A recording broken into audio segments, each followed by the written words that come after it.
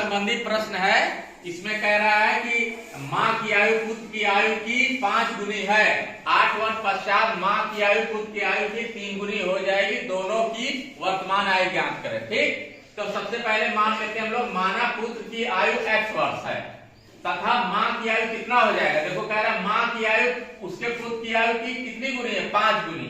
तो 5 गुनी का मतलब 5x हो जाएगा। फिर कह रहा है 8 वर्ष पश्चात, पश्चात मतलब उसमें 5 8 जुड़ जाएगा। 8 वर्ष पश्चात पुत्र की आयु पहले कितनी थी, x थी। 8 वर्ष पश्चात मतलब इसमें धन 8 कर दें।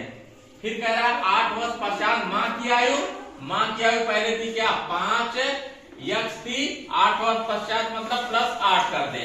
अब इसको प्रश्नानुसार देखो कह क्या रहा है, 8 वर्ष पश्चात माँ की आयु, माँ की ये आयु है ना, तो इसमें लिखे 5x धन 8 माँ की आयु पुत्र की आयु के कितना हो जाए, 3 गुनी।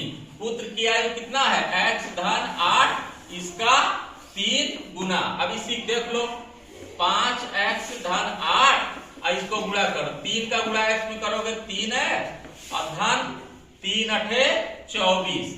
ठीक, अब देखो ये 5x है, ये बराबर के इधर आएगा, पक्षांतर करेंगे ऋण हो जाएगा 3x और ये 24 है और ये बराबर के उधर जाएगा तो ये ऋण 8 हो जाएगा। अब 5 में से 3 घटेगा 2x हो जाएगा और बराबर 24 में से 8 घटा देंगे 16। अब देखो ये जो गुणा में है उधर जाएगा, क्या हो जाएगा, ये 16/2 कर दे, 2 1 2 2 8 16, यानी कि x बराबर क्या आ गया, 8 है। x बराबर आ गया 8। तो 8 किसका है, किसको हमने माना है, पुत्र की आयु, यानी कि x बराबर 8 आया। पुत्र कितने साल का हुआ, पुत्र हमारा 8 है वर्ष का। पुत्र कितने साल का हुआ, 8 वर्ष का। और उसकी मम्मी कै साल की हुई, माँ उसकी 5x है, यानी कि ये हो जाएगा 5 गुणे 8, तो क्या 8 पंजे 40 वर्ष। अब देख लो है, अब क्या कर, माँ की आयु पुत्र की आयु की कितना है, 5 गुनी है।